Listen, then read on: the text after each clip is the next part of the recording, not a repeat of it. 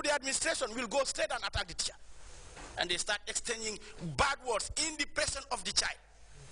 When the parent goes home, the child will say, now, my father came to the school, but my teacher knows who my father is. Who is your father? So what that father should have done to go through the administration. Do you understand? And they sort it out without the child knowing. But some of these parents at home will come with their children to school and say whatever they want to say to the teacher and march out of the school. You expect that child to respect that teacher? Hell no. We must change. And as far as education is concerned, knowledge without discipline is fruitless. Forget it. Now, for these boys behind, they are sent to school for only two things. That is to acquire knowledge and discipline. Now, at school level, you cannot be more than your teacher. It's not possible. We have seen the Almudus and the Serindaras. You will go out and get something for your master. Otherwise, you know what you will get there. You know, it's all part of discipline. But here we're talking of discipline in the absence of the kid. I doubt it very much. Because in my days, I was seriously disciplined. My father will take me to my teacher, and my teacher will cane me. Then I learned a lesson. But here in Africa or in the Gambia, if you deny me a cup of coffee, I will just laugh. Well, how many times sometimes I don't even drink it. All right? Sometimes I don't even drink it. So what I know is the cane. That I know. If I misbehave, I know the type of president that I have. He's going to deal with me to the letter. So let us inculcate that in the minds of the children. They are sent to school to acquire knowledge and discipline. Let the parents tell their children, these are the two things why you are sent to school. My child, I will tell you, I am sending you to school to acquire knowledge and discipline. The teacher is there to discipline you. The teacher is there to discipline you. But that is definitely what is lacking now. We will ever continue to suffer it. And this child's right. What right has the child? No, what right has the child? Because a child will come to school with a phone mobile. A very expensive mobile for that matter. When the teacher is teaching and the child is receiving calls. What do you expect the teacher to do? The teacher dares not to seize that mobile from the child. No. The teacher dares not to ask the child out of the class. What are we talking about here? And that phone is the parent who get the phone to the child. That is it. Take it. So who is the teacher to say no to that? In those days, the teacher is everything. In those days, you know what I'm saying? Yeah. In those days, the teacher is the judge, the teacher is the master, the teacher is the father, the teacher is everything. But today, the teacher is nothing. They know. Today, the teacher is just nothing. If you can just get into the school and bump into a teacher and go out of that particular school. No, my brother, where do we go? Child's right. What right do you have? What right has the child?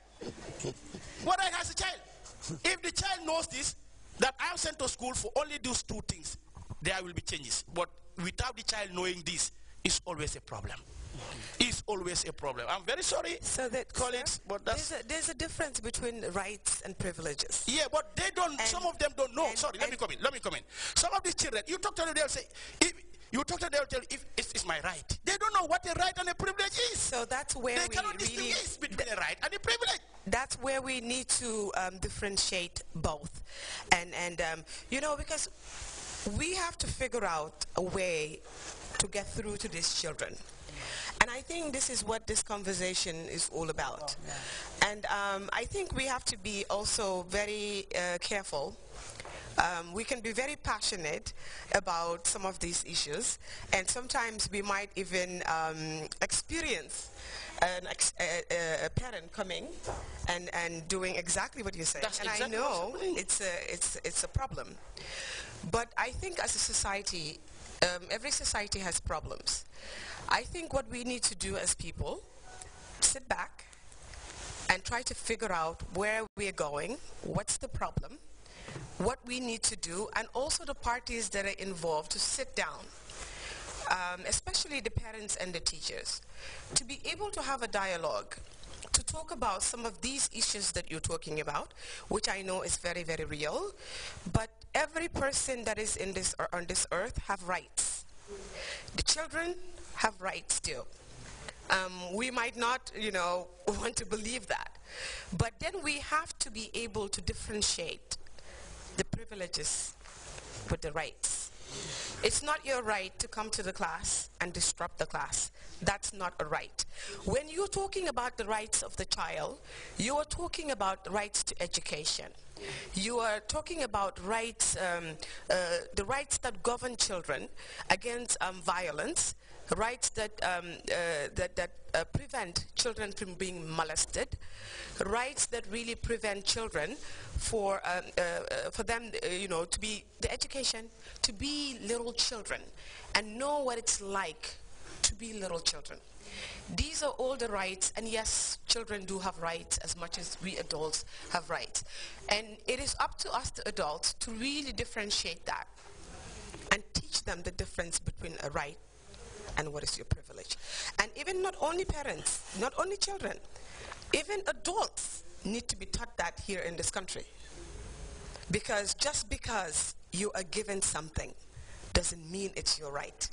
You have to earn it, you have to take care of it, you have to cherish it, and you have to be able to turn it back to the next generation. We have to be really, really careful, because as adults, we have this canvas, a huge canvas. We need to paint a portrait.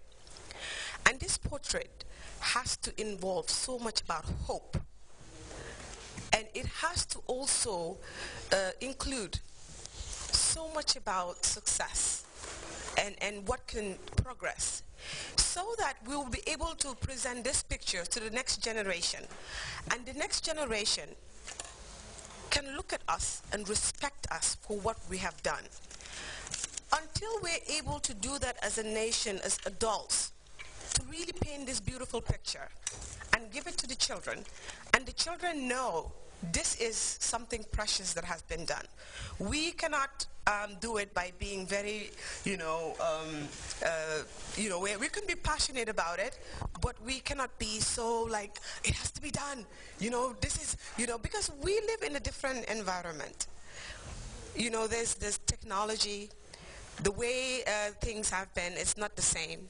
So we as people need to also figure out how we can be with our children and give them the same values, because we're competing with technology. You have the internet, you have the TV, you have the PlayStation. And our kids are also being raised by these mediums as well.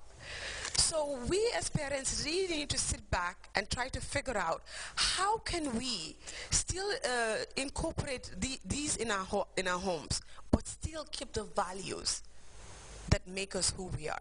Again, religion, that's where it comes into play.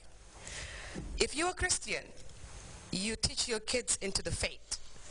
If you're Muslim, you teach your children into the faith.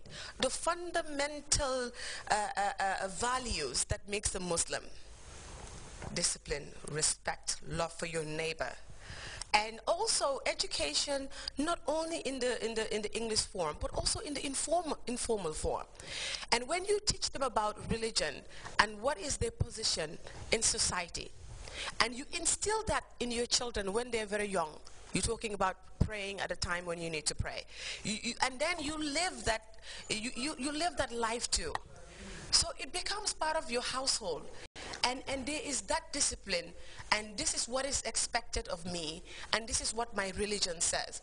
But we're deviating from all that as a nation and as a people, and it is costing us so much today. And this is one dialogue we need to have. Well, thank you very much. Thank you very much, and viewers, we wish to remind you that you're still watching the National Bantaba Forum coming to you from the Gambia Radio and Television Services. And today, like I said at the beginning of the program, we are talking about discipline, looking at it from, from different angles, from different perspectives, and we would just like to inform our invited guests that, we value your opinions, and like, no opinion is small, no opinion is big. This is what the Bantaba is here, it's all about. We're here, at least let's talk, let's discuss so that we can reach a consensus and then move forward. And I think looking at the discussion, the up and down, I think we are on the right track and on the right direction. And I now allow my next participant to tell me